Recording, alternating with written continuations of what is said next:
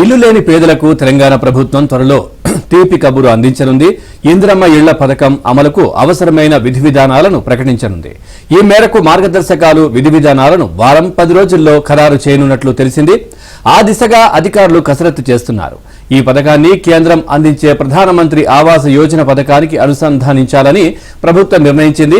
గతేడాది డిసెంబర్లో నిర్వహించిన ప్రజా పాలన కార్యక్రమంలో ఇందిరమ్మ ఇళ్ల పథకానికి ప్రభుత్వం దరఖాస్తులను స్వీకరించింది.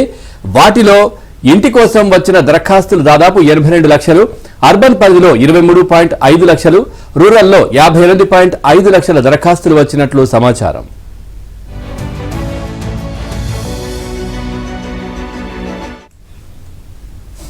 ఇల్లు లేని పేదలకు తెలంగాణ ప్రభుత్వం త్వరలో తీపి కబురు అందించనుంది.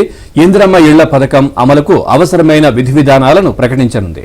ఈ మేరకు మార్గదర్శకాలు విధి విధానాలను వారం 10 రోజుల్లో ఖరారు చేయనున్నట్లు తెలిసింది. ఆ దిశగా అధికారులు కసరత్తు చేస్తున్నారు.